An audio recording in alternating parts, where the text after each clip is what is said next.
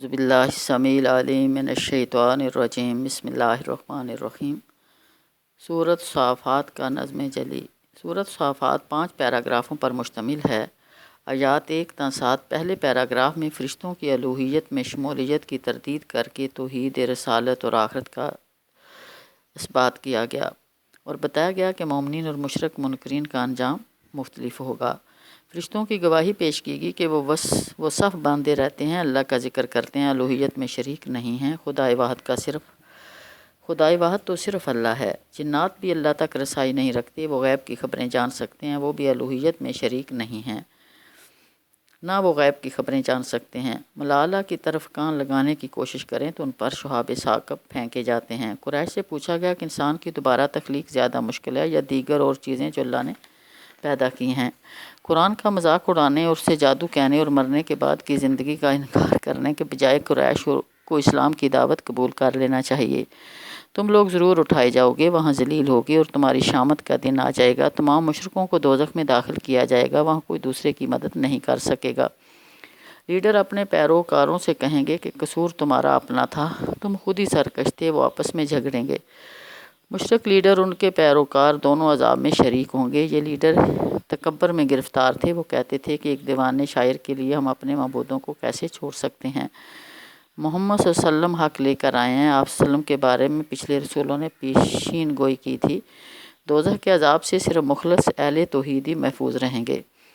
ان کے لیے جنت کی نعمتیں ہوں گی، رزق، میوے، باغات، نتھری شراب، باحیا بڑی آنکھوں والی عورتیں ہوں گی۔ یہ قیامت کی تصدیق کرنے والے ہوں گے۔ قیامت کا انکار کرنے والے جہنم کے بالکل بیچ میں ہوں گے۔ آخرت کی کامیابی میں اصل کامیابی ہے، اس کے لیے انسان کو کوشش کرنی چاہیے۔ دوزخ میں زقوم کا درخت ہے، دوزخی اس سے پیٹ بھریں گے، اس میں گرم پانی شامل کیا جائے گا۔ یہ اپنے باپ دادا کے اندھے مقلد تھے، انہوں نے رسولوں کی تعلیمات پر غور نہیں کیا۔ اللہ کے مخصوص بندے ہی اللہ کے عذاب سے محفوظ رہتے ہیں۔ آیات 75 تا 148 دوسرے پیراگراف میں 9 انبیاء کی خدمات تبلیغ پر خراج تحسین پیش کیا گیا۔ حضرت نوح علیہ السلام آیات 75 تا 82 آپ نے توحید کی دعوت پر لبیک کہی۔ آپ اور آپ صلی اللہ علیہ وسلم کے پیروکاروں کو اللہ نے کرب عظیم سے نجات دی، آپ کو دنیا میں باقی رکھا، آپ اللہ کے محسن اور مومن بندے تھے۔ کافروں کو پانی میں غرق کر کے ہلاک کر دیا گیا۔ حضرت ابراہیم آیات 83 تا 100 آپ بھی حضرت نوح کی جماعت سے تھے، قلب سلیم رکھتے تھے، اپنی قوم اور اپنے والد سے توحید کے مسئلے پر مجادلہ کیا۔ بت پرستی سے سخت نفرت تھی، بتوں سے خطاب کر کے کہا تم لوگ کھاتے کیوں نہیں، بولتے کیوں نہیں؟ پھر انہیں پاش پاش کر دیا گیا۔ پھر لوگوں سے کہا کہ اللہ ہی تم لوگوں کا خالق بھی ہے اور ان بتوں کا بھی جو تم اپنے ہاتھوں سے بناتے ہو۔ انہوں نے آپ کو آگ میں ڈالنے کا فیصلہ کیا، لیکن وہ اپنی سازشوں میں ناکام ہوئے۔ آپ نے صالح اولاد کی دعا کی جو قبول ہوئی۔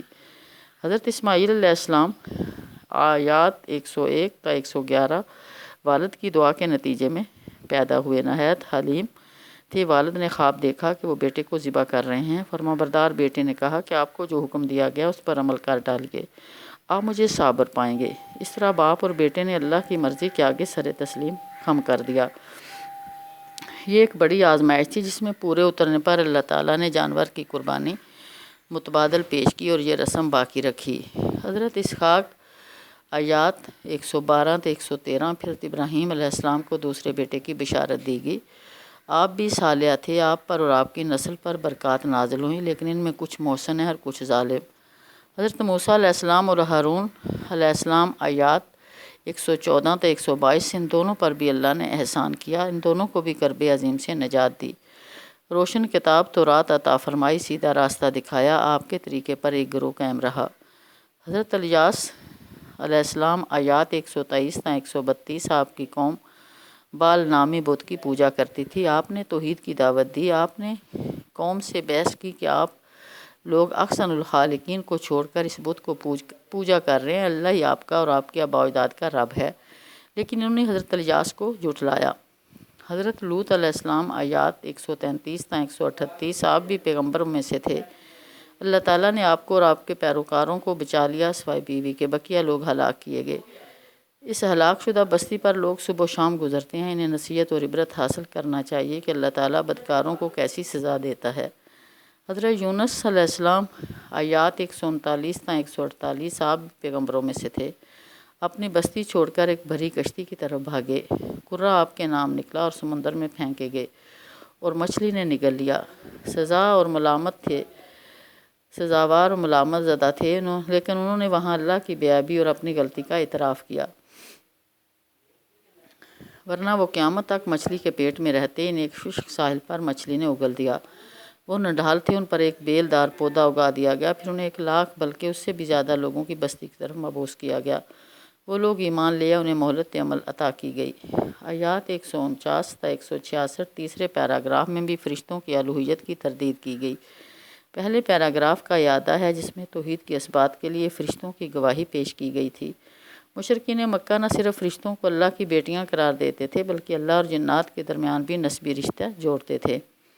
چنانچہ یہاں فرشتوں کے بارے میں بتایا گیا کہ وہ اللہ کے حضور صف بستہ ہو کر خدمت انجام دیتے ہیں اور اس کی تسبیح یعنی بے عیبی کا اعتراف کرتے رہتے ہیں، اور جنات کو خود بھی پتہ ہے کہ ان کے شیاطین اللہ کے عذاب میں گرفتار ہوں گے۔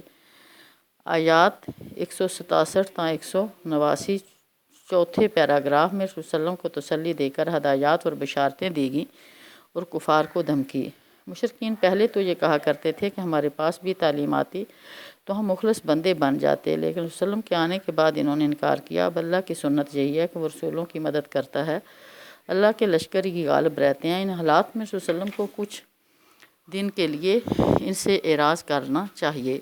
آپ انہیں دیکھتے رہیے کہ ابھی دیکھیں گے جس عذاب کے لیے جلدی مچا رہے ہیں وہ ان کے سینوں میں اترے گا، یہ ایک بہت ہی بری سبب ہوگی۔ آیات 180 تا 182 پانچویں اور آخری پیراگراف میں خالص توحید کی وضاحت، شرک کی تردید اور رسولوں کی خدمات پر خراج تحسین ہے۔ یہ آخری 3 آیات ہیں۔ اللہ کی عزت و اقتدار میں کوئی شریک نہیں، وہ بے عیب ذات ان تمام غلط اور منفی صفات سے پاک ہے جو اس کی ذات سے منسوب کی جاتی ہیں۔ سبحان ربک رب العزت عما یصفون۔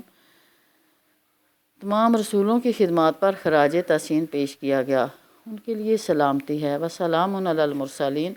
ہلاکت اور بربادی تو رسولوں کے مخالفین کا مقدر ہوگی۔ شکر کا سزاوار صرف اللہ ہی ہے جو تمام جہانوں کا نظام چلا رہا ہے۔ والحمدللہ رب العالمین۔ یہی مضمون سورۃ النمل کی آیت 59 میں بھی بیان ہوا ہے، لیکن وہ اس سورت کا مرکزی مضمون نہیں ہے۔ مرکزی مضمون: فرشتے اللہ کی بیٹیاں نہیں بلکہ وہ صف بستہ خادم اور تسبیح گواہ ہیں۔ جنت بھی الوہیت میں شریک نہیں ہیں، جنات بھی الوہیت میں شریک نہیں ہیں۔ انسان کو چاہیے کہ وہ تمام انبیاء اکرام اور رسولوں کی تعلیمات پر توجہ سے غور کرے۔ انبیاء علیہ السلام مخلص، مومن، محسن، اللہ کے نیک اور وفادار بندے ہوتے ہیں۔ صبح صحیح عقیدہ، توحید اور انسان کی اصلاح کے سلسلے میں ان کی عظیم الشان خدمات ہیں، یہ سلامت رہتے ہیں، ان کے مخالفین کے لیے بربادی ہے، لہٰذا خالص عقیدہ توحید اختیار کرنے ہی میں انسان کی نجات ہے۔ وآخر دعوانا ان الحمدللہ رب العالمین وما علینا الا البلاغ۔ اسے خود بھی سنیں، آگے بھی شیئر کریں۔ اللہ ہمیں ہدایت عطا فرمائے، آمین۔